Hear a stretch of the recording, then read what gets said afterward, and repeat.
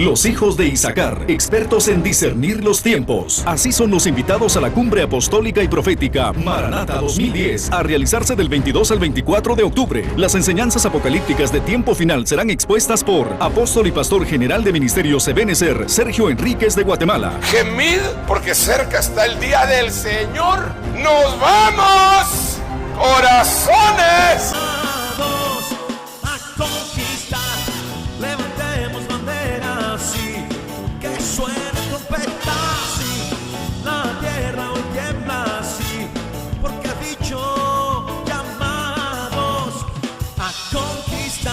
Aunque no lo sintamos, lo estamos viendo, lo que está escrito en la palabra.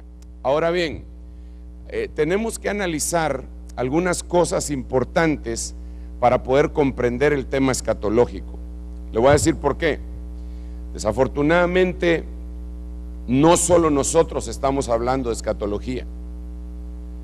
Mucha gente está hablando de escatología y a su sabor y antojo. Y vive Jehová, hermano, pero vive Jehová que si nosotros abordamos este tipo de temas, creo que lo hacemos con temor y temblor delante de Jehová, y no necesariamente con el propósito de tener la razón. No es mi propósito decir yo tengo la razón y tengo la última palabra. Es más, en algunos momentos yo quisiera estar equivocado. Fíjese lo que le estoy diciendo, no es un decir. En algunos momentos yo quisiera estar equivocado y quisiera que algunos otros tuvieran razón, porque lo que viene no es agradable, no es agradable. Mientras, igual que en el antiguo tiempo, mientras algunos profetas le decían paz, paz, curando la herida del pueblo con liviandad, el Señor no estaba diciendo paz. Y en este momento hay mucha gente que está diciendo todo marcha bien, nos va a ir muy bien, y definitivamente a la iglesia, creo yo, a la consagrada, le va a ir bien, pero va a tener dolores como de parto. Por eso dice la Biblia en Miqueas, en el capítulo 3, cuando está hablando, perdón, en el capítulo 5, cuando está hablando del Mesías, dice que el Señor iba a dejar a Israel hasta que diera a luz la que tenía que dar a luz. Y esto es bien importante para el entendimiento de la escatología. ¿Quién es la que tiene que dar a luz? ¿Y a quién dejó el Señor abandonado? Porque Miqueas lo dice claramente. Usted lo habrá leído. Entonces, en este orden de ideas, yo creo que nosotros debemos de definir algunas cosas muy importantes. Permítame, vamos a ver. Quisiera poner de una vez el bosquejo. Esto no es una presentación realmente, sino que es un bosquejo para que usted no le cueste mucho buscarlo ahí en la palabra. Yo le puse a este tema el mega misterio. Como ahora todo el mundo habla de mega, entonces yo también quiero hablar de los megas, ¿verdad? Hay un megapastor, hay un mega misterio, y hay megas iglesias, y etcétera, ¿verdad? Y pues gloria a Dios, yo creo que las megas iglesias las debe pastorear el megapastor. Ahora, el mega misterio, esto es bien interesante, porque nos va a situar en el tiempo, en una línea de tiempo que quizá el Señor nos permita verla después. Pero quiero empezar diciéndole que los apóstoles describieron varios misterios, para ser más precisos 12. Entre Pablo y Juan describieron el misterio de la piedad, el misterio de la iniquidad, el misterio de Israel, el misterio de no todos dormiremos, ¿verdad? Que es el arrebatamiento, y así fueron 12 misterios. Pero a ninguno de esos misterios, ojo con esto, a ninguno de esos misterios le dice el apóstol mega misterio, con excepción de uno. A ese, y hermano, cuando yo lo leí dije, ¿por qué este será el mega misterio? Y cuando leí el texto comprendí, usted lo va a comprender también. Eso está en Efesios capítulo 5, en el versículo 32, en donde dice mega es este misterio. Grande es este misterio. De ningún otro se dice así, solo de este. Grande es este misterio. Mas yo digo esto respecto de Cristo y la iglesia. Wow, esto era impresionante. No tienen un control remoto que me presten para esta cosa, uno de esos. Lo que pasa es que yo me quiero bajar para estar cerca y despertar al que se esté durmiendo. Pero ahí hay uno, aquí hay uno. Sí sirve tú. Ponerlo en acción de una vez, con eso solo lo inserto y ya. Cualquiera de los dos. No sean tímidos. ¿Qué tengo que hacer? Orar para que funcione. No tengas pena aquí. Bueno, espero que funcione, si no voy a tener que subir otra vez. Miren pues, el misterio que Pablo está hablando es este, de Cristo y la iglesia. Ahora esto es bien interesante porque nadie entendía cómo iba a ser esta salvación y nadie entendía cuándo iba a empezar esta salvación de la iglesia. Habían habido iglesias antes. La Biblia relata en el libro de los Hechos, en el capítulo 7, cuando Esteban está hablando aquel tremendo mensaje, dice: este es Jehová que anduvo con la congregación de Israel en el desierto. Pero en el original dice con la iglesia. Entonces había una iglesia en el desierto. Esa era la iglesia del Padre. Pero después de eso viene el Señor y dice: yo voy a fundar mi iglesia. Es interesante que no dice la iglesia, no dice voy a fundar la iglesia, sino que dice mi iglesia.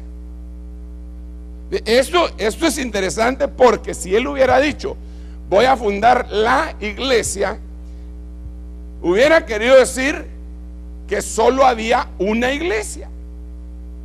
Pero si él está diciendo mi iglesia, es porque podía haber habido otra iglesia. Esa es a la que se refiere Hechos, cuando Esteban está hablando y dice: este es Moisés, me parece, que andaba con la iglesia en el desierto. Entonces había una iglesia en el desierto que era la del Padre. Entonces cuando profetizaban los profetas de esta gracia para nosotros, no entendían. Ellos terminaban de profetizar y se quedaban zumbando y decían: pero ¿de quién estará hablando el Señor? ¿De qué está hablando aquí el Señor? ¿Quién es esa? ¿Quién es? Y dice la Biblia en Cantar de los Cantares, surge la pregunta: ¿quién es esta? ¿Quién es esta que sube del desierto? ¿Quién es?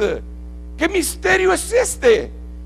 No solamente ahí aparece otra. ¿Quiénes son estos que vuelan como palomas de regreso a sus nidos, a sus ventanas? ¿Quiénes son? ¿Quién es esta que se muestra como la luna hermosa? ¿Quién es? ¿Quién es? Entonces era una pregunta que tenían todos, hermano. Y esa, claro, ahora es fácil para nosotros decir somos nosotros, pero habría que entender exactamente el trasfondo, y ese es el gran misterio. Ahora, no me quiero detener mucho ahí, y tal vez como vamos a tener lugar a preguntas y respuestas, no hoy. Hoy sí, ¿verdad? Porque allá no hicimos preguntas y respuestas en Chile.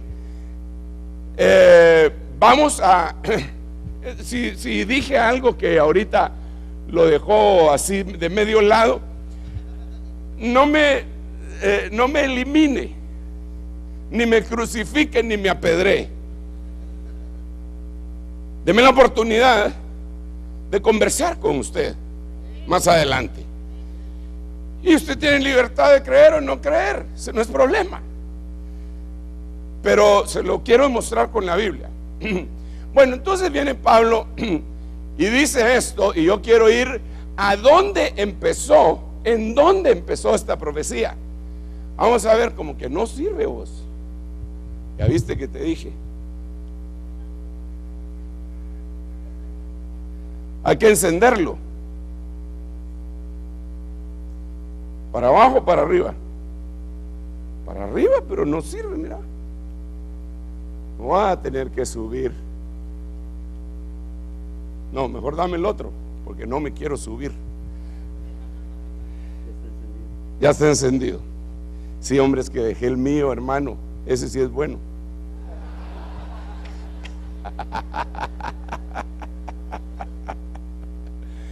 No, estoy bromeando, vos, ¿viste? Está trabajando tu alma el Señor, y la mía también. Te devuelvo esta cosita, no va a hacer que, háceme favor. Bueno, en lo que lo analiza la computadora, vamos a ver. Aquí empezó ese misterio. En la primera profecía que jamás dio ser humano. Fue cuando en la primera profecía que se disparó, se la disparó a Adán, y entonces él dice: esta ahora es hueso de mis huesos y carne de mi carne. Ahí no hay profecía todavía. Inmediatamente después dice: ella será llamada mujer porque el hombre fue tomada. Más adelante continúa él diciendo: por esto dejará el hombre padre y madre, se unirá a su mujer y serán una sola carne. Ahí está profetizando. Este tampoco sirve.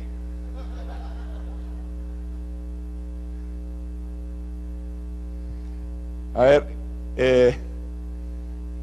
ese sí servirá. Si no, quédate ahí de una vez, mano, y vas cambiándolo. Vamos a ver. Hubiera traído el mío de veras, ¿verdad?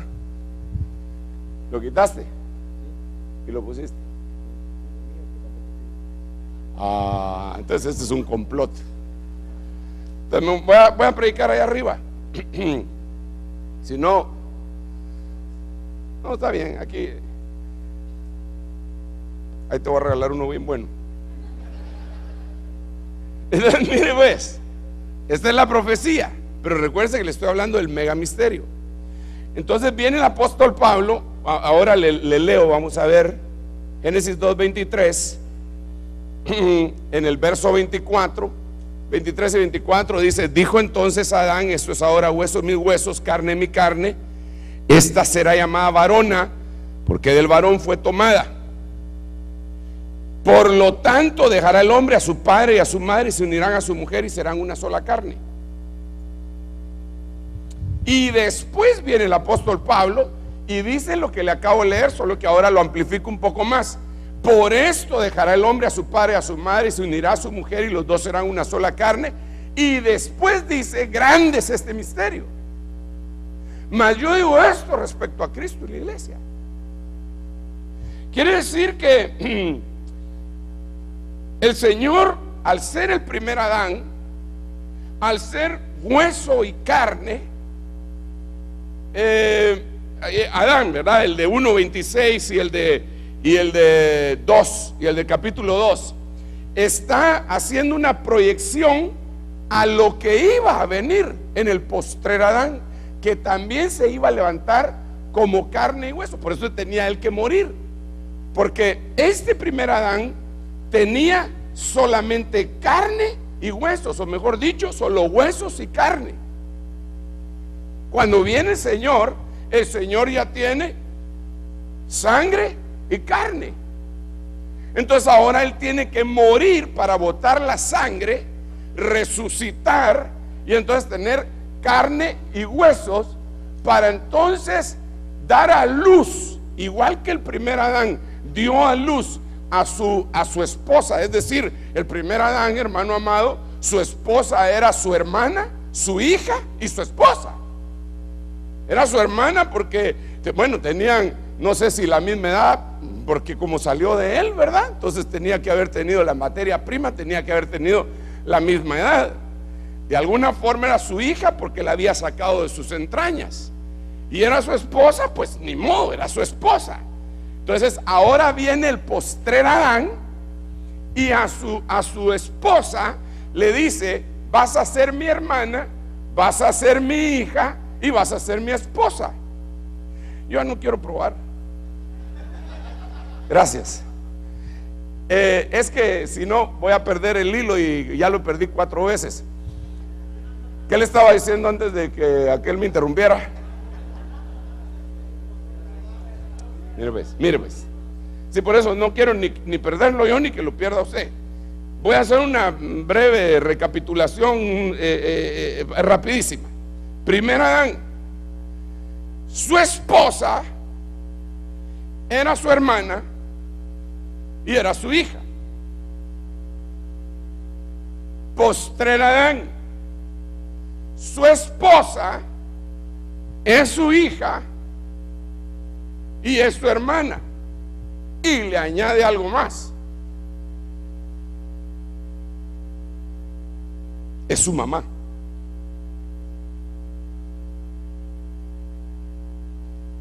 Pues yo sé que alguno de ustedes estará pensando: este hermano le afectó el tiempo de la alabanza, se quedó friqueado. Pero viera que no, porque así alabamos nosotros allá también. Entonces déjenme explicarle. Mire pues, nosotros somos hermanos del Señor Jesucristo. Nosotros somos hijos del Señor Jesucristo. Nosotros somos esposa del Señor Jesucristo. Y nosotros somos madre del Señor Jesucristo. Ay, ya no voy a memer. Pero se lo voy a demostrar. Señor, allá afuera te buscan tu mamá y tus hermanos. Entonces viene él y contesta: ¿quién es mi madre?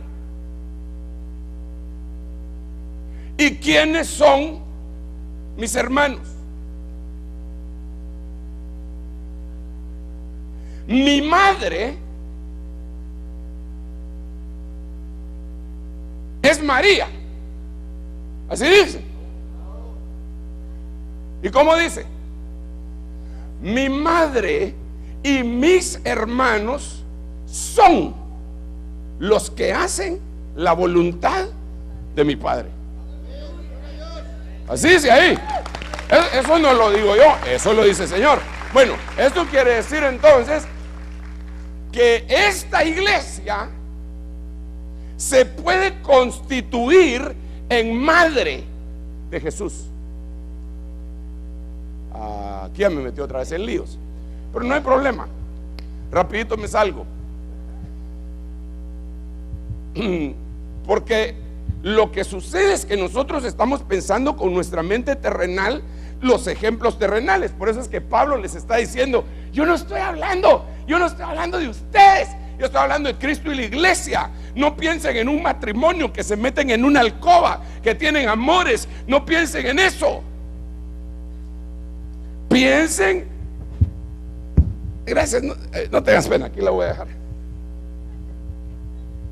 Piensen de otra manera. Entonces, una madre, para ser madre, ¿qué tiene que hacer? Fácil, ¿ah? Si no da luz, no es mamá. Entonces, si la iglesia tiene que ser madre de Jesús, ¿qué tiene que hacer? ¿A quién? A Jesús. En otras palabras, se tiene que manifestar Jesucristo en su vida. Mire pues, mire, ya no se tiene que manifestar solamente Jesús a su vida, sino que se tiene que manifestar Jesús en su vida, de tal manera que cuando a usted lo miren y usted llegue a ser madre, por eso este era un misterio tremendo. Cuando usted llegue a ser madre, en vez de verlo a usted, van a ver a Jesús. ¿Usted cree que eso es posible? Esto no es una herejía. Romanos dice que usted fue predestinado para ser hecho a la imagen del Hijo. Efesios dice que nosotros vamos a llegar a la estatura del varón perfecto. ¿Quién es el varón perfecto? Jesús. Cristo no, Jesús. En la medida de la plenitud de Cristo. Eso ya es otro nivel. Pero ¿cómo va a llegar a ser usted? Igual que Jesucristo. Pues eso es lo que, eso es lo que dice Romanos, eso es lo que dice Efesios. Entonces usted podría llegar a ser madre, podría llegar a ser esposa, podría llegar, y dice la Biblia en Hebreos que Él no se avergüenza de llamarnos hermanos. Y dice la Biblia, he aquí yo y los hijos que Dios me dio. Está hablando de Jesús. Bueno, ok. Pero para llegar a dar a luz,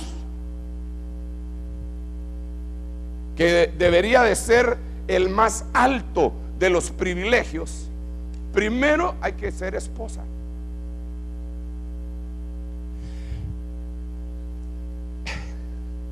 Mire, yo no sé si me estoy dando a entender, hermano. La gente primero se casa y después tiene hijos. Los hijos tendrían que ser igual al papá.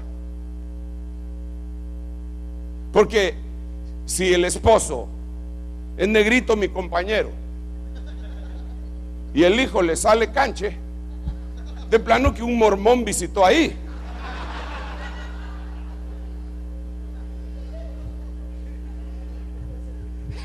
Entonces tiene que ser, primero se casan, después de casarse tienen hijos.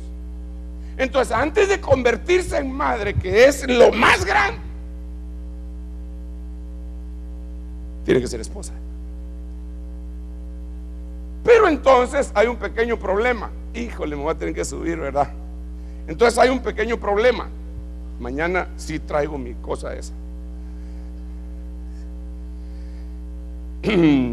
Vamos a ver. Me voy a saltar estos versículos para decirle esto. Se puede truncar el proceso de que una iglesia llegue a ser madre y dar a luz a Jesús si es una esposa que tiene enfermedad. Entonces, como el Señor dice, esta es hueso de mi hueso y carne de mi carne, de aquí puedo entender yo que cualquier enfermedad de los huesos es una enfermedad de la esposa.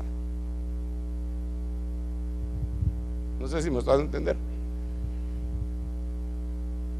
Explíqueme qué estoy diciendo, por favor. Solo quiero corroborar que vamos bien. Solo uno, por favor, si no tenemos que llamar a los bomberos. Mire pues, Jesús dijo que Él ya no tenía sangre, era hueso y carne. El primer Adán dice que Él tenía hueso y carne. Cuando mira a su esposa dice, esta es mi hueso. Por eso es que nosotros a veces cuando presentamos a la señora decimos, le presento a mi costilla.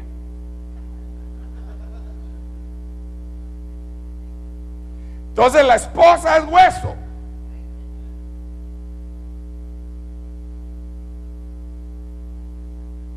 ¿Cuántos tienen esposa? Su esposa es hueso. Aunque esté bien rellenita, es hueso. Su esposa es hueso. ¿Cuántos tienen a la esposa a la par? Dígale, eres mi hueso, diga, eres mi hueso.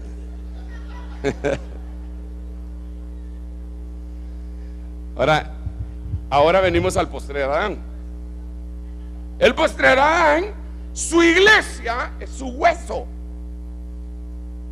Y no se puede constituir en madre hasta que no sea verdaderamente su hueso. Ese es el orden que tenía la profecía. Ese es el orden que tenía la profecía. Este hueso es mi hueso, por esto dejará el hombre padre y madre, se unirán a su mujer, llegarán a ser una sola carne. Pero primero era hueso de mis huesos. Entonces, cuando el hueso, que dicen que es lo mejor del caldo, cuando el hueso tiene alguna enfermedad, no se puede desarrollar para llegar a ser madre. Bueno, eso es una de las cosas del mega misterio, porque mega es grande. Entonces el misterio contiene un montón de cosas. Yo solo estoy explicando un puntito en este momento. Miremos la iglesia. Ya dejemos de molestar a las hermanas. Miremos la iglesia como hueso. Me sobrevinieron, Job 4:14, me sobrevinieron espanto y estremecimiento que aterraron todos mis huesos. Entonces pregunto, ¿cuál sería la enfermedad de los huesos ahí? El terror. El terror.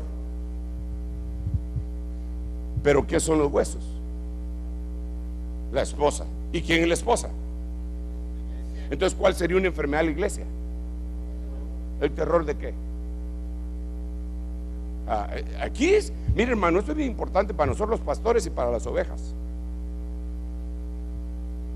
Uno de los graves problemas que impide que la iglesia se convierta en madre, y que nos lo pueden demandar a nosotros los pastores, es que nosotros les metamos miedo.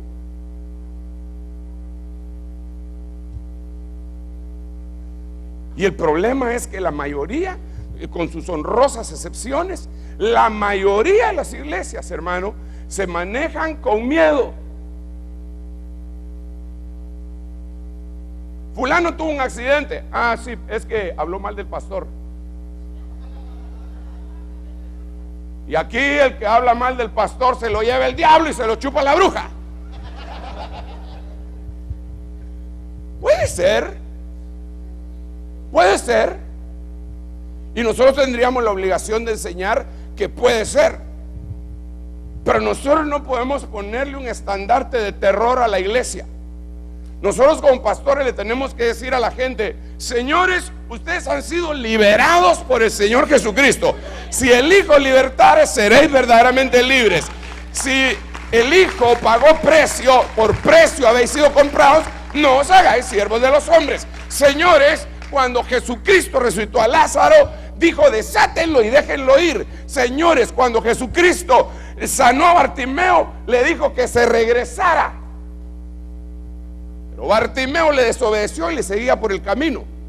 Pero lo que a mí me da a entender es que en Cristo hay libertad. Yo no estoy predicando, por favor pongan mucha atención, y yo no estoy predicando la anarquía dentro de la iglesia. Lo que estoy predicando es que debe de haber amor, y por amor y doctrina y respeto y llenura del Espíritu es que vamos a estar ligados. Pero si usted va a estar ligado, porque yo le puedo mandar la maldición de Tutankamón, entonces lo estoy manejando por medio del miedo.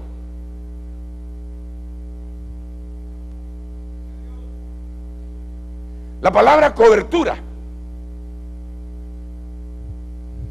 muchos le tiemblan y muchos ya no la quieren, porque la cobertura que conocieron fue una cobertura que los espoloneaba, y no solo los espoloneaba, sino los expoliaba y les robaba. Yo conozco de coberturas, yo sé de coberturas que llegan y le dicen a la persona: qué bonito tu reloj. Dame tu reloj. Yo te lo voy a devolver, por quitátelo. Qué bonito tu reloj, vamos a ver. Ah, muchas gracias. Y ellos sin poder hacer nada, porque el siervo se lo quitó. Yo conozco coberturas que en lugares en donde no habían recursos económicos, cuando iban a comer, decían: el siervo quiere camarones.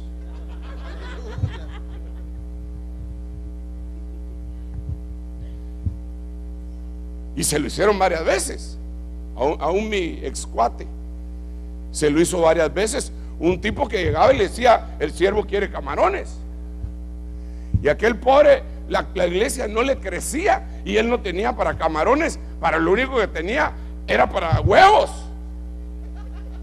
Entonces la última vez que llegó y que le dijo: el siervo quiere camarones, le dijo: mire, el siervo va a comer huevo, le dijo.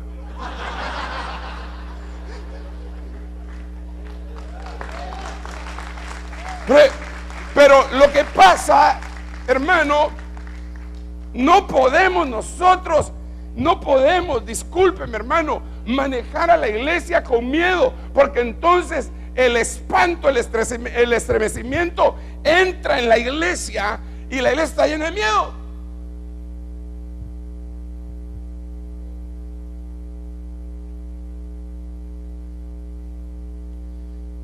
Déjenme contarle un testimonio.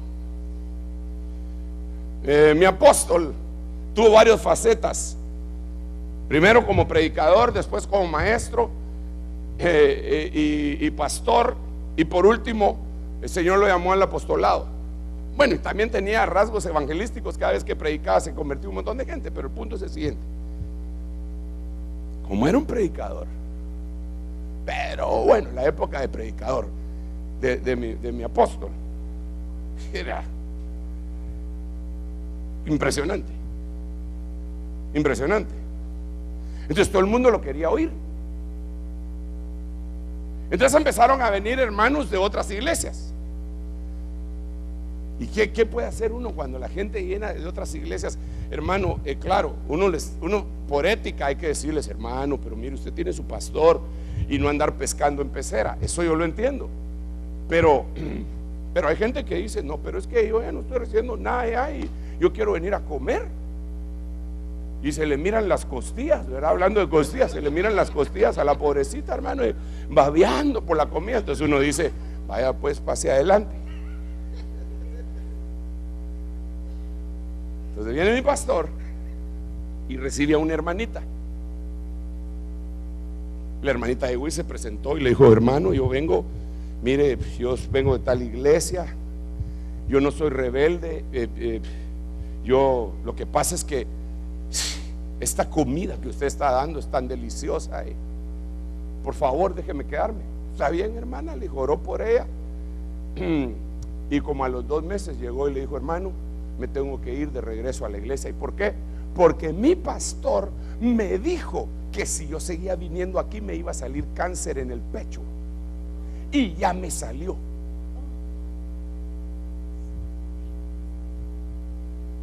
Entonces, con todo respeto, al haberle metido miedo al hueso, entonces el hueso, esposa, ya no se pudo convertir en madre, porque el proceso es de esposa a madre. Ese es el proceso natural, de esposa a madre. Y alguien dirá: ¿y eso qué tiene que ver con la escatología? Pues mucho, porque lo que se va a dar a luz es lo que se va a ir en el arrebatamiento. Entonces, si la iglesia no da a luz vivientes, entonces va a tener solo hijos hombres y mujeres, desde los humanos, pues, y los va a dejar a la gran tribulación. Entonces el kit del asunto es que nosotros los ministros tenemos que predicarle a la gente para que evolucionen, porque no basta saber con que el Señor viene pronto, no basta. Los hijos de los profetas sabían que Elías se iba, Eliseo sabía que Elías se iba, y Elías sabía pero el único que se fue Elías. Entonces no basta saber que viene el Señor y que se va a la iglesia. Usted tiene que saber que viene, pero que usted se va. ¿Cuántos están? ¿Qué pasó? ¿Cuántos de ustedes? Otro control. Miren, hermanos, sinceramente, ¿cuántos de ustedes se van? ¿Creen que se van? Bueno, gracias, Padre, por la fe.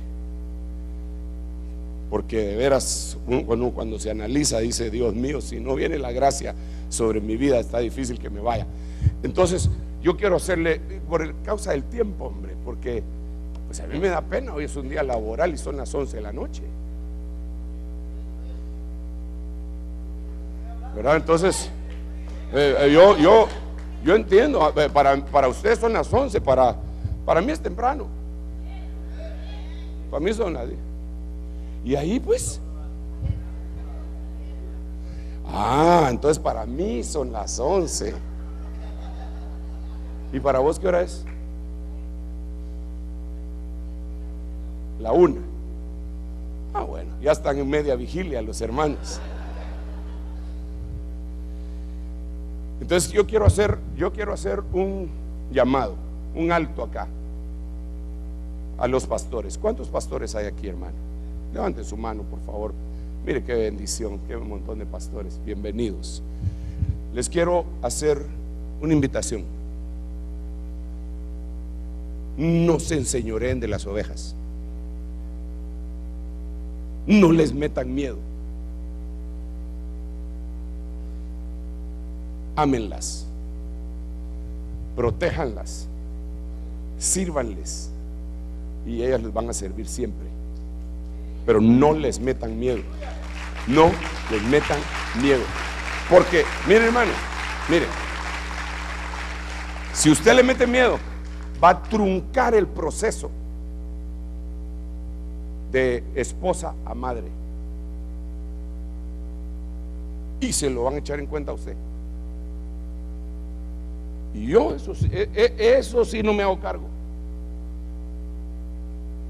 A mí hay gente que llega allá a la iglesia y me dicen: hermano, fíjese que yo quiero que usted ore por mí. Fíjese que yo a usted le he tenido miedo. Chanfle, le digo yo, ¿y por qué?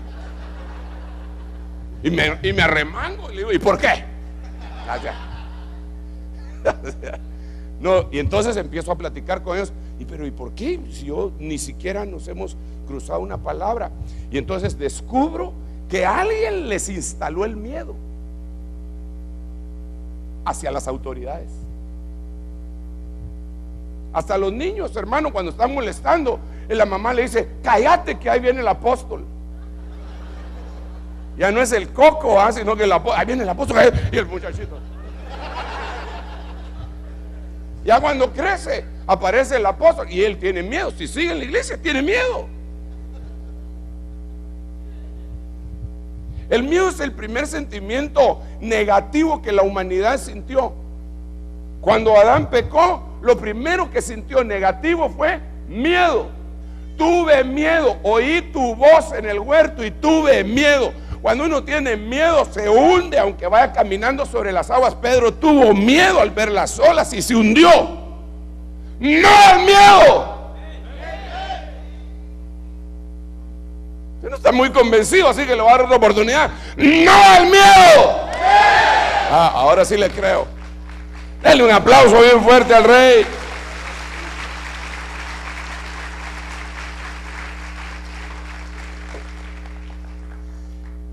Ahora otra cosita. Ya me alegraste, fíjate, yo creí que eran las 11. Lo atrasaron ahorita, ¿va? Pero no lo atrasaron bien. Ok.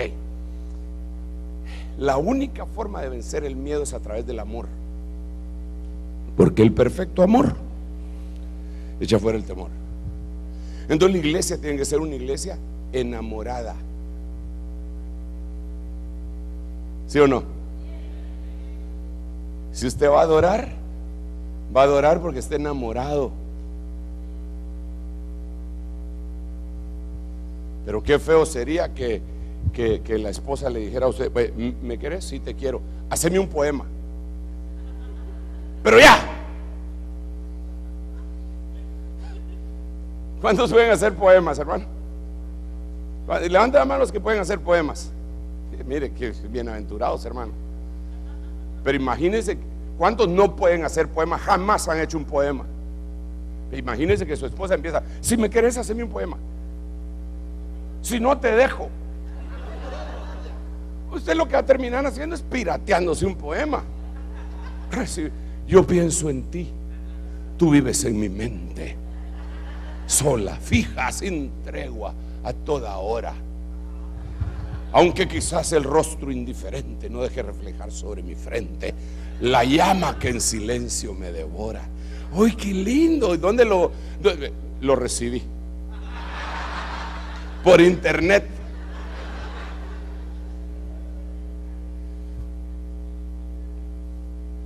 Sí, hermano, quiero escribir los versos más tristes esta noche. Escribir, por ejemplo, la noche está estrellada y titilan azules los astros a lo lejos.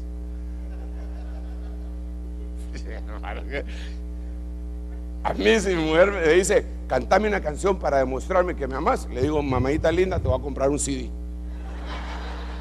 Porque yo no puedo.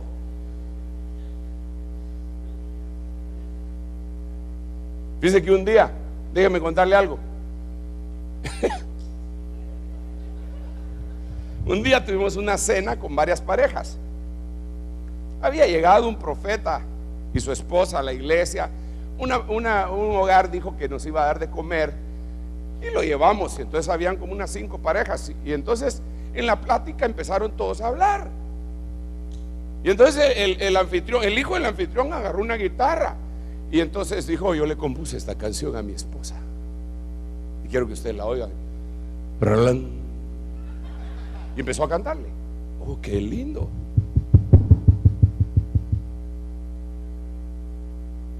Después, el dueño de la casa empezó a echar un discurso, hermano. Yo ahí ya me empecé a preocupar, porque dije: el próximo soy yo. Dicho y hecho. Pero me pasó lo que le pasó a aquel loro. Aquel loro que cuenta el hermano Pati.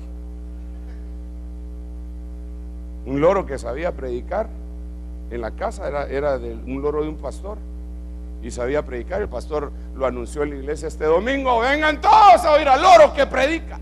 Se llenó la iglesia y cuando llegaron al loro, predíquele. Y el loro no predicó.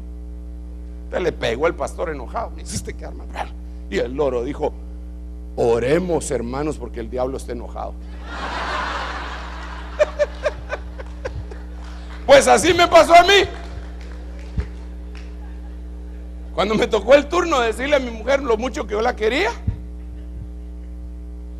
se me fue toda la inspiración. Entonces le empecé a decir, bueno,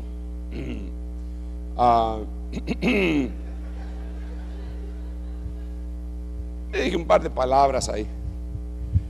De regreso a casa no me habló. Y yo digo: puchis, ¿qué quieres que haga? Y ahí me desquité con los otros son unos hipócritas. A alguien le tenía que garrotear, porque no me había salido nada a mí. El miedo te inhabilita.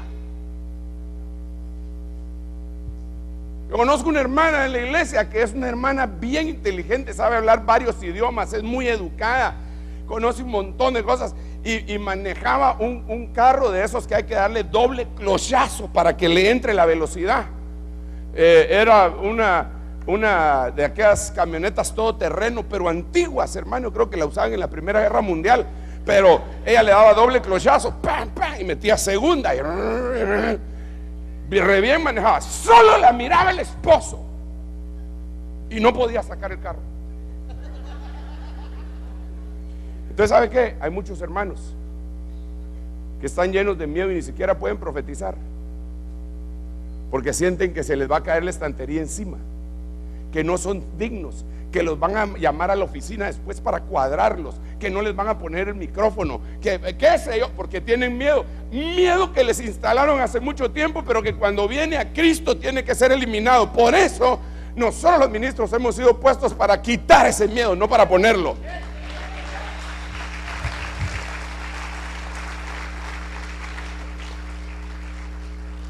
Es más devocional que escatológico, pero también le prometo que es escatológico. Mire, este es otro problema de los huesos.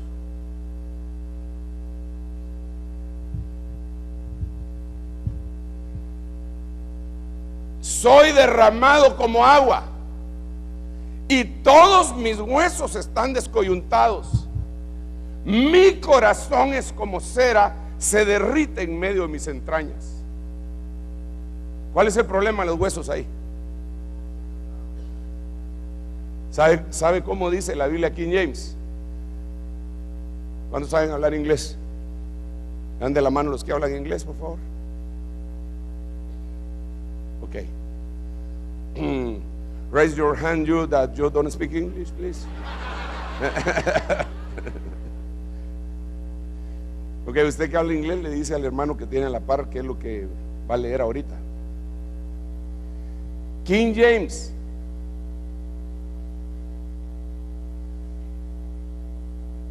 A ver, los que hablan inglés.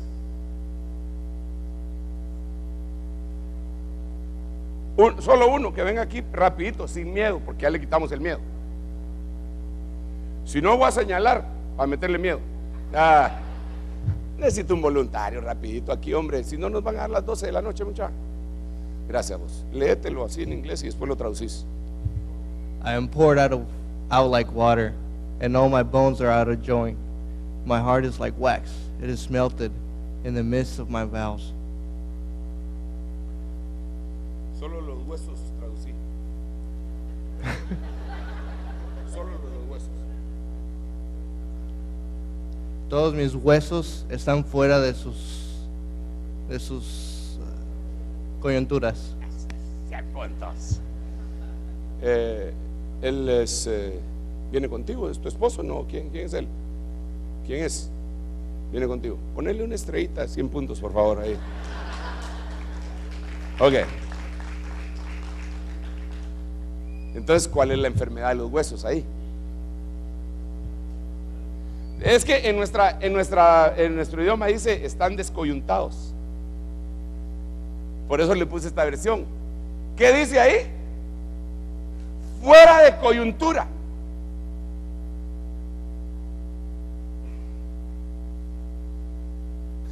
¿Algunos de ustedes se les ha zafado algún hueso alguna vez? ¿Sí? ¿Cómo fue eso? Mire, yo me quebré este brazo y cuando se me quebró, fue tan duro el golpe que aparte de la fractura, el codo se me salió de la coyuntura. Fue horrible. Como dice Derbez, fue horrible, hermano. Y era tanto el dolor que yo me agarré aquí la mano y me la jalé duro, a pesar de que estaba quebrado, porque era mucho el dolor y llegó otra vez a la coyuntura. Ahora lo interesante es lo que dice Efesios en el capítulo 4. Dice, después de hablar de los ministerios, dice, de quien todo el cuerpo, estando bien ajustado y unido por la cohesión que las coyunturas proveen. Entonces pregunto, ¿quiénes son las coyunturas? No.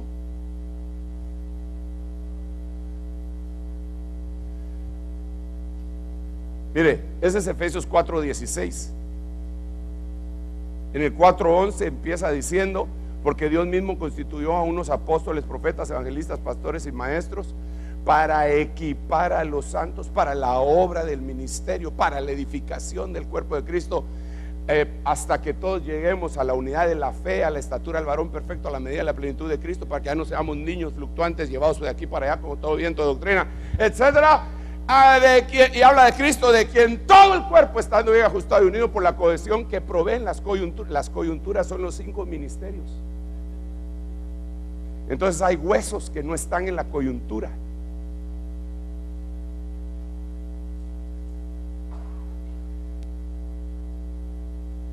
Pongámoslo de esta manera. Usted nunca ha oído por ahí de iglesias independientes.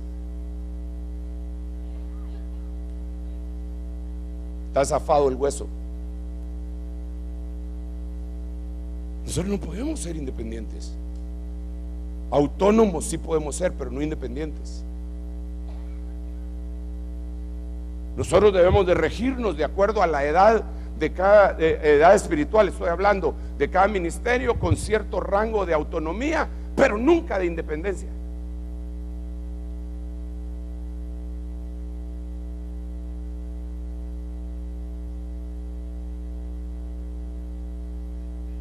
Sí, Señor. Por eso es que el apóstol Pablo sabía en dónde estaban cada uno de los que él cubría. Hasta los que se habían peleado con él, él sabía dónde estaban. Demas me abandonó, amando más el siglo presente que el siglo venidero, y se fue a Tesalónica. Sabía dónde estaba.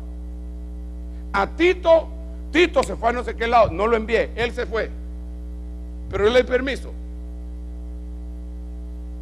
Fulano lo envía a tal lado. Ahí hay tres: uno que lo abandonó, otro que se fue en el orden de Dios porque le ha de haber dicho, pero no lo envió a él, el otro que sí lo envió a él, y solo Lucas está conmigo. Pero todo estaba en coyuntura. Una enfermedad, hermano, es cuando los huesos, la iglesia no reconoce las coyunturas. Déjeme ponerle otro ejemplo. A mí me gustan mucho con ejemplos porque así se me hace más fácil a mí. Llego yo al Salvador. ¿Cuántos son del Salvador? Solo 2. Dios mío, con un pastor del Salvador y solo... A ver, ¿cuántos son del Salvador? No, levanten la mano los de Salvador, por favor. Yo creí que toda la iglesia, porque el Salvador es Cristo, ¿no?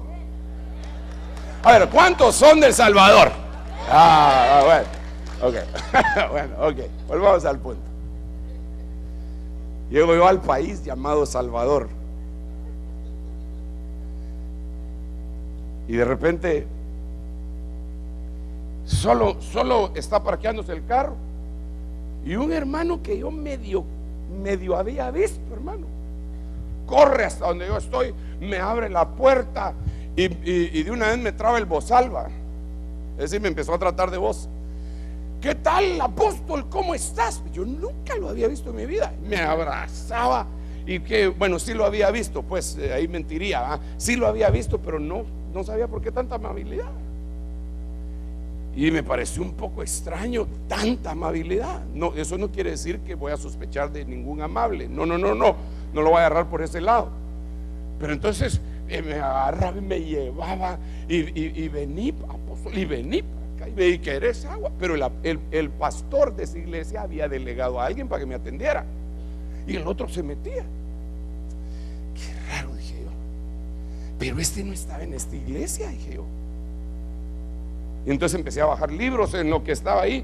Este estaba en otra iglesia. ¿En cuál iglesia estaba? Ya sé dónde estaba. Primero estaba conmigo.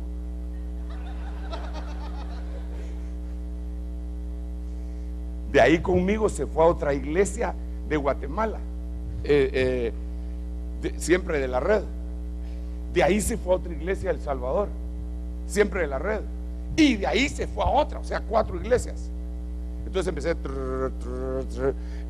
la memoria RAM empezó a funcionar. Entonces llamé al pastor y le dije: fulano de tal, ay, hermano, me ha causado unos problemas.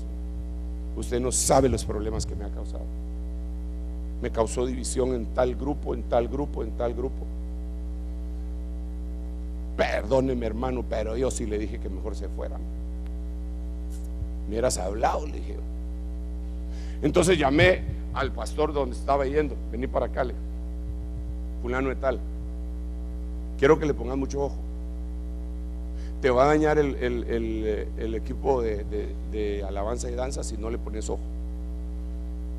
Porque ahí ya se me había refrescado la memoria de las otras 3 congregaciones. Tal lado, tal lado, tal lado. Hermano, me dijo, si él dice que viene parte suya.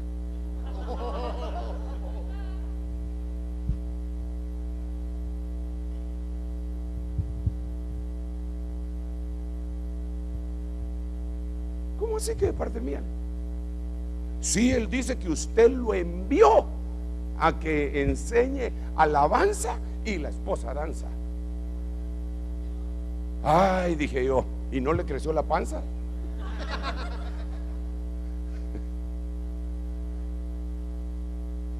Eso dijo, sí.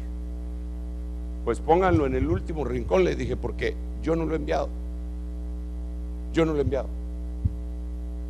Entonces yo tengo que decirles esto, hermano, porque estamos tratando de que los huesos estén en sus coyunturas.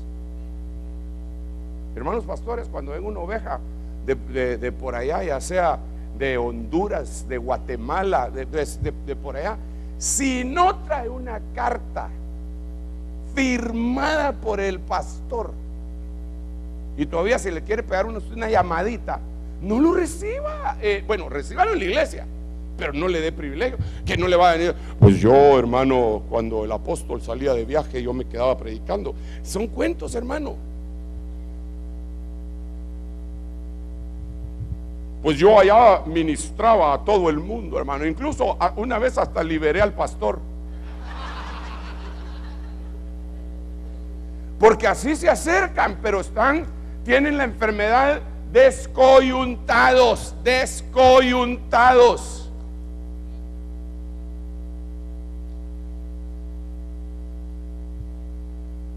Y otra cosa, como el primer round fue contra los pastores, ahora voy con las ovejas. Si se vinieron para acá y piensan echar raíces acá, pues ya quédense acá. No sé si me voy a entender. ¿Qué le estoy tratando de decir? Que muchos se vienen de allá y siguen suspirando por la iglesia que dejaron. Ay, pero allá con el hermano Sergio no era así. Ay, con el hermano Germán no era así. Sí, pero ya no están ni Germán ni Sergio. Ahora, si no acepta al pastor que tiene, mejor regrésese con el hermano Germán o con el hermano Sergio. Lo recibimos con mucho gusto.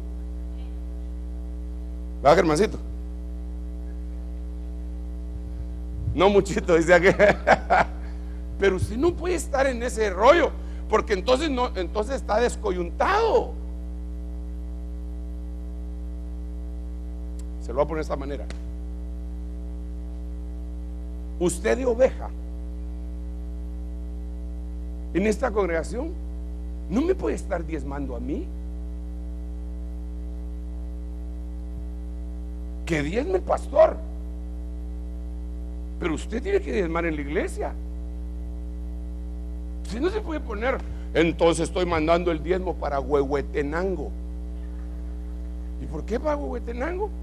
Ah, es que hay un pastor pobrecito que ni para los caites tiene, hermano. Y entonces yo, para mantenerlo, porque el pastor aquí, pues él no necesita. Si el diezmo no es porque necesite, la Biblia dice para qué es el diezmo, por qué es el diezmo, y es reconocimiento también de autoridad. Pero entonces hay mucha gente descoyuntada que administra su propio diezmo. Fíjese qué chulada de belleza, ¿eh? Agarra su 10% y dice: esto es mucho para el pastor, se va a volver loco si le doy todo este dinero. Así que mejor estos 100 pesos para fulano, estos 50 pesos para mengano, estos 35 para perencejo, y reparten su diezmo, y estos 500 para mi mamá. No, si usted quiere ayudar a su mamá, tiene que ayudarla de otra manera. Primicias, diezmo, ofrenda. Bueno, aquí me acabo de meter un lío porque mencioné la palabra primicias, pero eso se lo explico después. Primicias quiere decir primer lugar.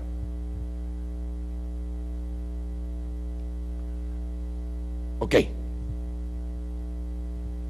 ¿Cuántos descoyuntados hay aquí? No.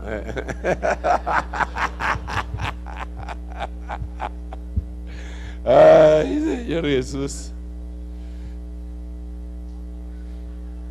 Ahora, perdón. ¿Quiénes me dijeron que se les habían zafado el hueso? ¿A vos se te zafó un hueso? Hermana, también. ¿Qué hueso? El hombro. ¿A ti también? Wow. ¿Ah? Wow. La hermana también. ¿Qué se te descoyuntó?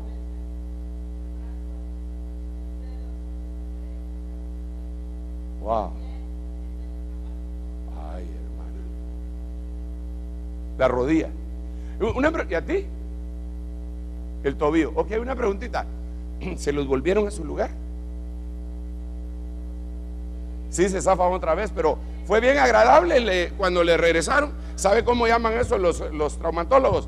Le llaman manipulación. Le vamos a manipular el hueso. no siente nada, no siente nada. Pues, ¿dónde fue? Y cuando usted se...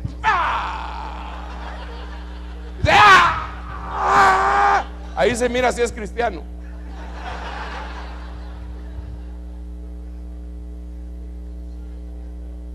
Ok, entonces apliquemos ese ejemplo. Si hay alguien descoyuntado en esta iglesia, si hay alguien descoyuntado, al volverlo a la coyuntura, ¿le va a ser agradable? Le va a doler. Le va a doler. Hermano, pero es que el pastor, un momento, ¿quiere estar en la coyuntura? Sí. Ok, entonces solo agarra el pañuelo y lo muerde. ¡Fum! Y va a pasar con dolor un mes quizá, pero después se va a acostumbrar.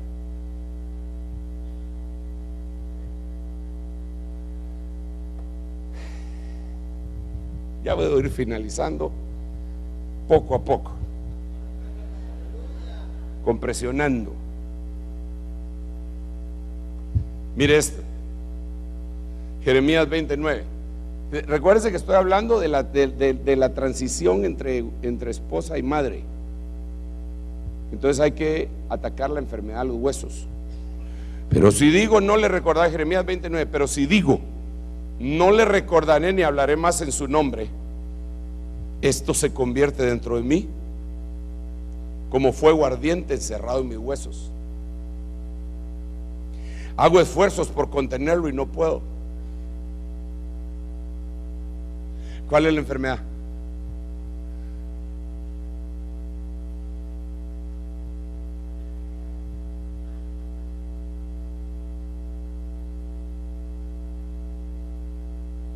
¿Cuál es la enfermedad?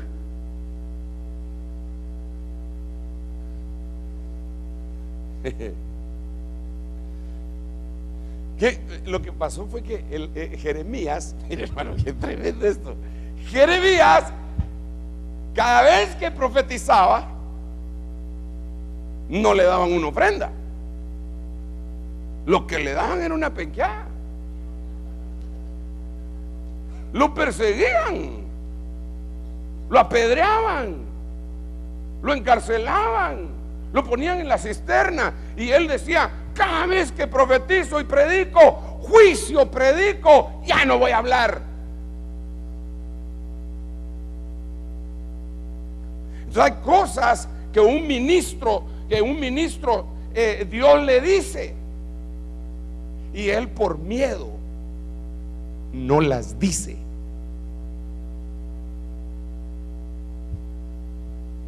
¿Cuántas veces me ha pasado a mi hermano que tal vez cae un pastor y se acerca a alguien después de que cayó el pastor y que ya hasta lo están acusando para meterlo al bote, y llega: a mí el Señor me había hablado? ¿Y por qué no habló usted?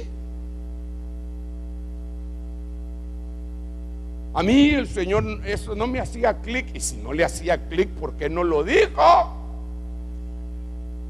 No, como yo miraba que usted lo ponía a predicar o a dirigir o a profetizar, entonces yo dije: debe de estar bien. No, si los dones se derraman sobre toda la iglesia, no sobre el pastor solamente, sobre toda la iglesia están todos los dones, y dentro de ellos está el discernimiento de espíritus. Entonces, si alguien tiene discernimiento de espíritus, tiene que venir y decir: hermano, disculpe, con temor y temblor le tengo que decir lo siguiente: fulano de tal, el Señor me lo mostró en esta y esta y esta condición.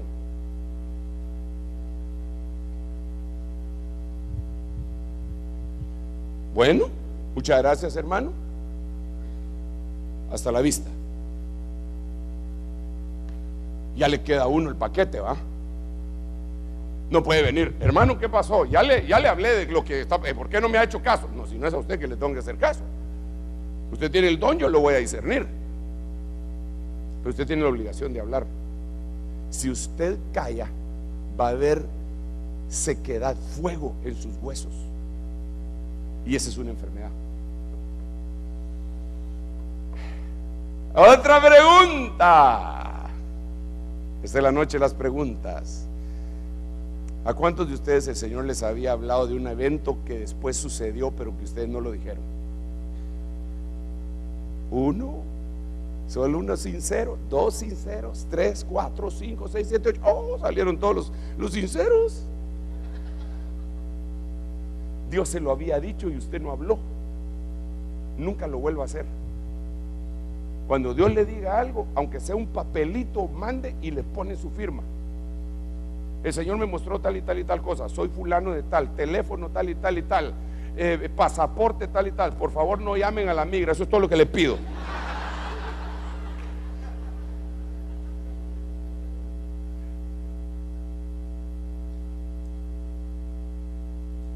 Pero este callar, mire qué tremendo este salmo. Esta es la versión Félix Torres Amat. Aquí David está hablando de su pecado. Cuando usted lee todo el salmo, se da cuenta que David está hablando de su pecado. Y mire lo que dice: por haber yo callado, se consumieron mis huesos, dando alaridos todo el día. En otras versiones dice: mientras callé, envejecieron mis huesos. ¿Pero qué fue lo que cayó? El pecado. Pues hay un montón de gente que está en pecado. Le pasa, hermano, le profetizan. Dios le da sueños a gente para que se los diga. Le preguntan, hasta bromean con él de esa situación, y él sabe que no es broma. El mensaje del que no conocía le pega cabal entre ceja y ceja y se hace el santo. Y le voy a decir algo: no basta con apartarse del pecado, hay que confesarlo. El que confiesa y se aparta, en ese orden, el que confiesa y se aparta alcanza misericordia, pero el que lo encubre no prosperará.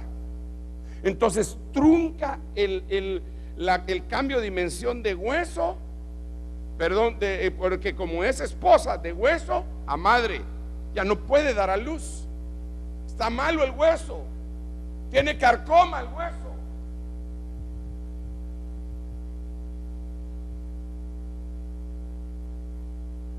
Mira, por mucha vergüenza que te cause, debes de confesar las cosas y llegar, así como te armaste de valor para pecar, ármate de valor para confesar. Y ve y di: hermano, disculpe, le quiero decir una cosa. Sí, fíjese que yo hice esto y esto y esto. Hermano, claro que eso también ayuda mucho, desde luego, la unción del Espíritu Santo, el espíritu de arrepentimiento. El ejemplo que yo tengo más vivo, hermano Zapico, es, y tú lo conoces, también los hermanos lo conocen, pero es el testimonio que a mí me contó, no sé si a ti te lo contó también, el hermano David Marrero. Porque hermano Zapico, juntamente con hermano David Marrero, trabajaron en el escuadrón Cristo Viene, se llama, ¿verdad? Con hermano I. Ávila.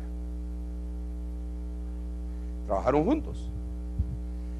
Y entonces el hermano David me contaba que él estaba en una congregación bien bonita en Boston, y un día estaba en primera fila él adorando, cuando tuvo una visión.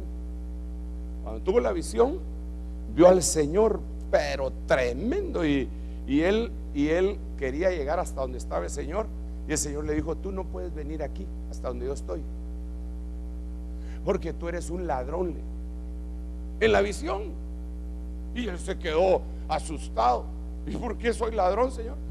Y entonces cuenta el hermano que había mandado a poner no sé qué cosas en el púlpito con una compañía, la había contratado y la habían puesto, no sé si era alfombra, no sé qué era lo que habían puesto, y la compañía traspapeló la factura y nunca les cobró. Y él se recordaba, pero nunca la pagó. Y entonces el Señor le dijo: ¿cómo te atreves a tener cosas robadas en el púlpito? Entonces fue tan fuerte la cosa que él se subió y renunció. ¿No te había contado eso, David? Se subió y renunció, Y dijo, hermanos, yo ya no puedo seguir siendo su pastor porque yo soy un ladrón. ¿Se imagina el guacalazo de agua fría para toda la iglesia? Y entonces cuando todos se quedaron así, les empezó a decir por qué. Había tenido esta visión, había llegado al trono, había una unción bien tremenda. Y entonces cuando él dijo eso, se empezó a parar la gente, pero no para irse, sino que para venir a confesar. Hermano, mire, dice que le confesaron hasta bestialismo.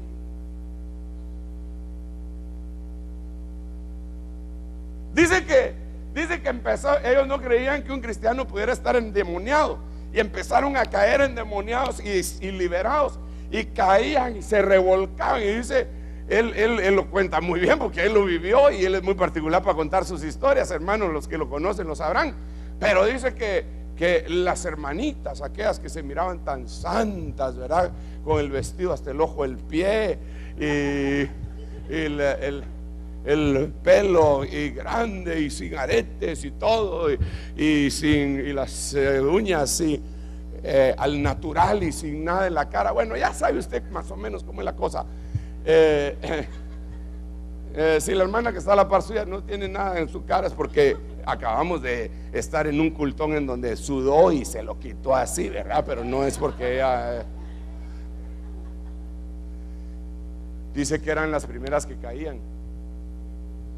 La diaconisa fulana, el diácono fulano, el anciano fulano, todos cayendo. Se tardó el culto más de lo normal. Entonces las familias de los que habían llegado esa noche a la iglesia se preocupaban y venían a ver qué era lo que había pasado, porque ellos eran muy puntuales para terminar, igual que aquí. No sé qué quiere decir esa sonrisa suya, ¿verdad? Pero entonces dice que cuando entraban los agarraba el Señor, los empezaba a liberar a ellos también. Entonces ya no le aceptaron la renuncia y siguió pastoreando. Pero lo que le estoy tratando de decir es que, sinceramente, hermanos, todos nosotros tenemos algo que confesar. Dejémonos de plantas. Todos nosotros tenemos más de alguna cosilla. Por eso es que David decía: líbrame de los pecados, aún de los que son ocultos. Sí, Señor. Ya me tengo que ir, pero todavía no.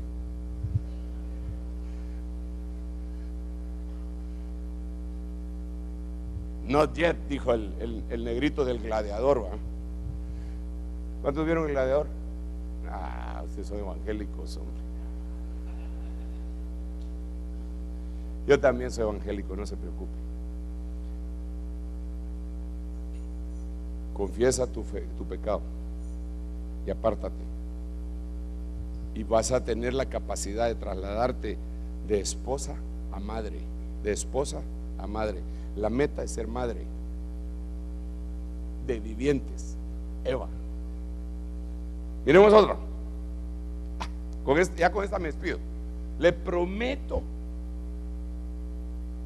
que esta es la última, el último versículo de la noche, porque ya viene la madrugada. Proverbios, no, ya ahorita ya lo voy a dejar en paz. No, tranquilo, ¿no? Pero hermano, si alabó al Señor 3 horas, aguánteme media hora a mí. Pues sí. El corazón apacible vivifica el cuerpo, pero la envidia escarcoma en los huesos. Ay, Dios mío.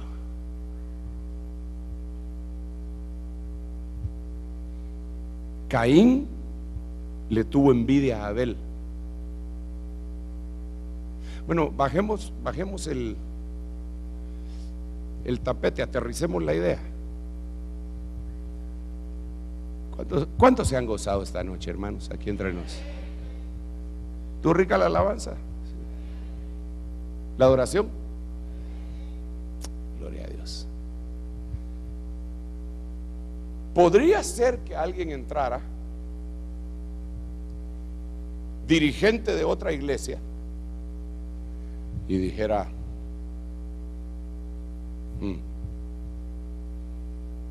tan locos, pero por envidia. En mi iglesia todo se hace en orden,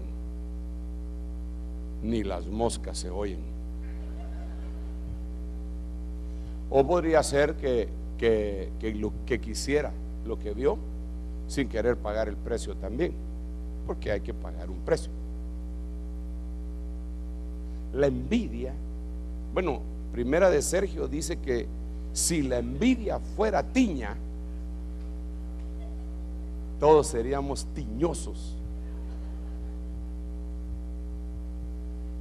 De alguna manera, hermano, tenemos envidia de algo, hombre. Ahí está la hermana que tiene un año de no ver a la otra hermana. Cuando la mira, la otra está, hermano, pero puro de figurín, casi como modelo. Y entonces la envidia empieza a hablar en ella.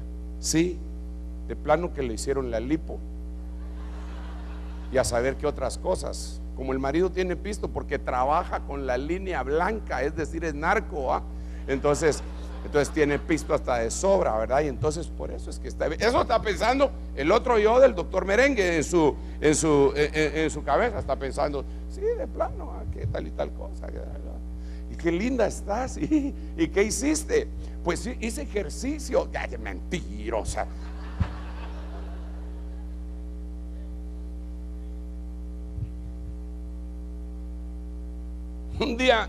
Un día estaba esperando a mi esposa, que fuimos a un centro comercial, y cuando salió, porque fue al baño, la estaba esperando yo afuera. Entonces se venía riendo ella. ¿Qué pasó? Le digo: mira, fíjate que una muchacha entró ahí a hablar por teléfono al baño y llamó a no sé quién y le dijo: vos ni sabes a quién me acabo de encontrar, a la fulana.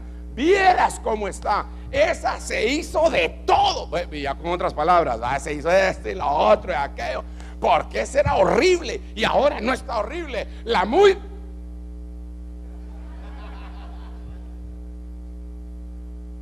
envidia es terrible, hermano. La envidia siempre es descalificadora. Qué bonito su carro, hermano. Pero lo que no me gusta es que no es mío.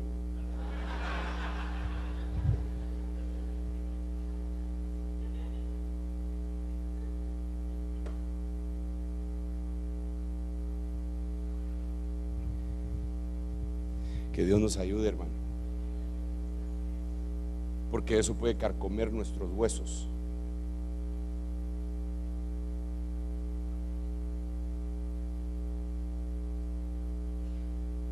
Yo me acuerdo que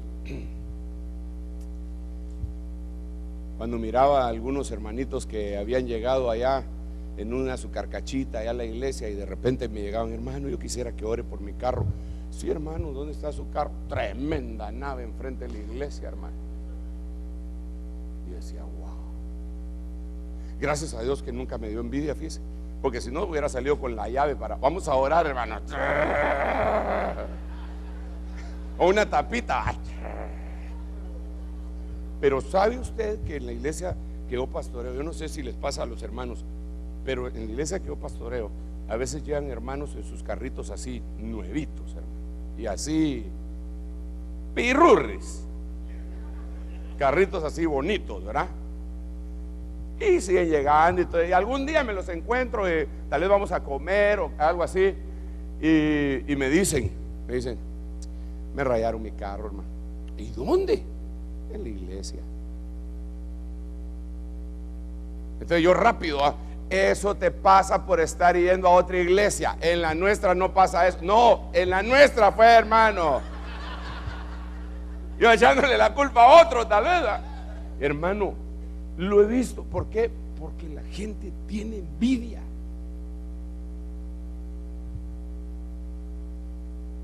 Viene un hermano y el Señor lo levanta y empieza a predicar acá. Y los que tienen bastante. Pero si yo soy fundador de la iglesia, a mí porque nunca me han subido.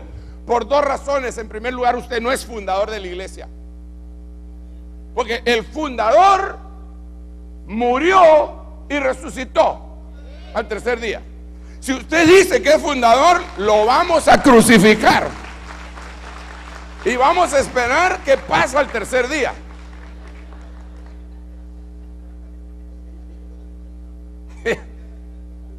En primer lugar, no es fundador.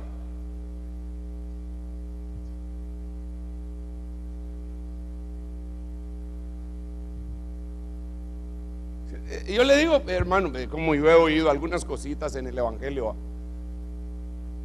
hermano, se presentan algunos. Mucho gusto, mi nombre es fulano de tal, soy cofundador de la iglesia que lo invitó. Qué bueno. Usted no es fundador. Viejo de estar en la iglesia tal vez sí puede ser, pero fundador es Cristo. ¿Viene muy venenoso? No. No, ¿verdad? Cáustico tal vez. Pero ya lo dejo en paz. Entonces el que está ahí, pues a mí ¿por qué no me han puesto? Porque tal vez no tenía ese don. Tal vez su don eso es otro.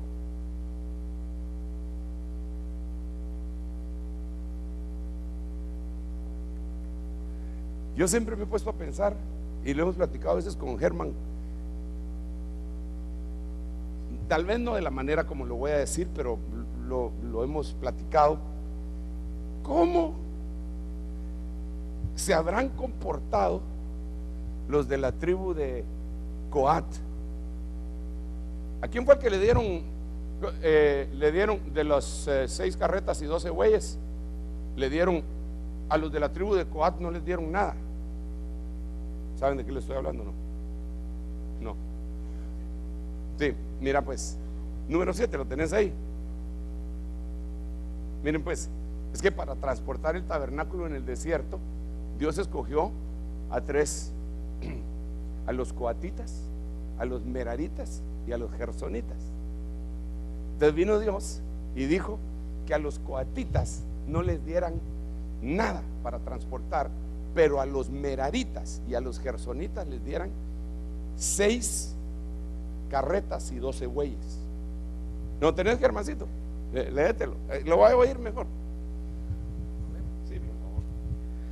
Trajeron sus ofrendas delante de Jehová: 6 carretas cubiertas y 12 bueyes, una carreta por cada 2 dirigentes y un buey por cada uno, y los presentaron delante del tabernáculo. Entonces Jehová habló a Moisés diciendo: tómalo de ellos, que sean para el servicio del tabernáculo de reunión, entrégalos a los levitas y a cada uno de acuerdo con su trabajo. Y entonces dice el verso 6: entonces Moisés recibió las carretas y los bueyes y los entregó a los levitas. A los hijos de Gersón dio 2 carretas y 4 bueyes. 2 carretas y 4 bueyes. Vaya, si usted le hubiera tocado repartir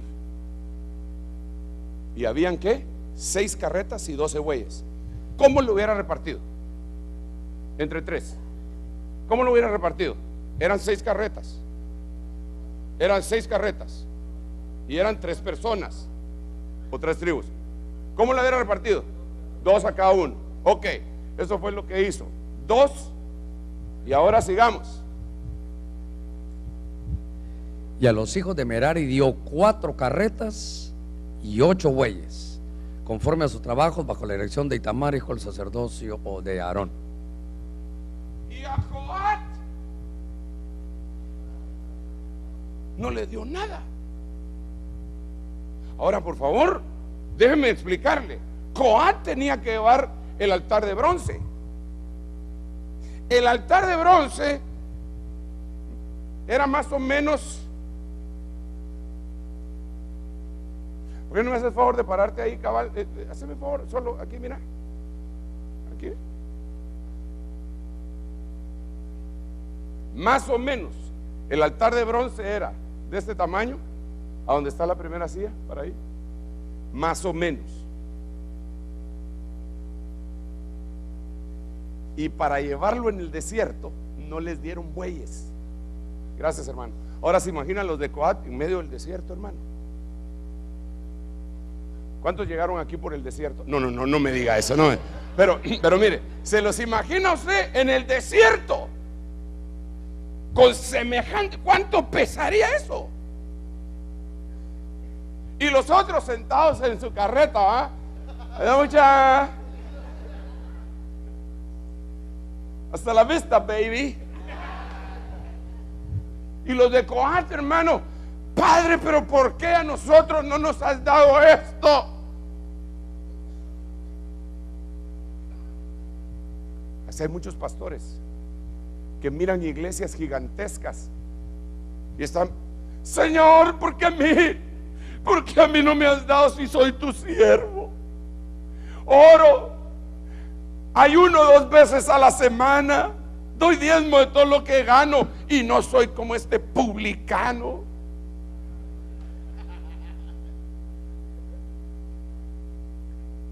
Y a mis reuniones lo más que llegan son 100. Y eso ofreciendo café y rosquillas.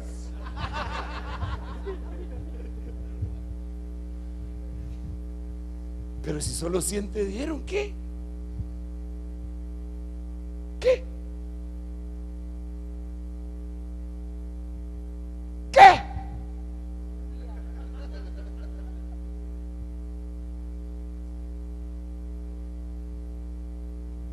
Si solo 100 te dieron, Él sabe por qué.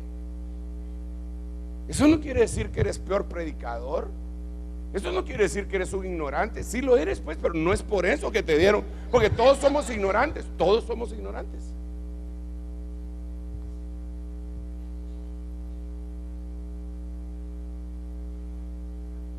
Amén. Deja de estar envidiando.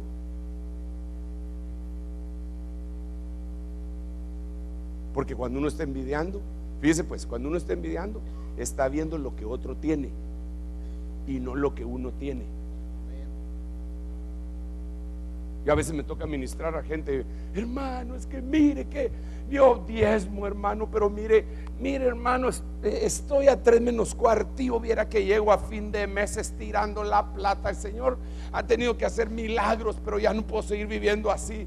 Y yo me pregunto, ¿por qué fulano de tal si ni siquiera viene a la iglesia, hermano? Yo creo que ni diezma, hermano, y viera cómo le está yendo de bien. Y uno les pregunta, mira, ¿y tus hijos cómo están? No, gracias a Dios, todos están en la alabanza, hermano, en la danza, en el discipulado, y no quieren salir de la iglesia. ¿Y por qué no le das gracias a Dios por eso?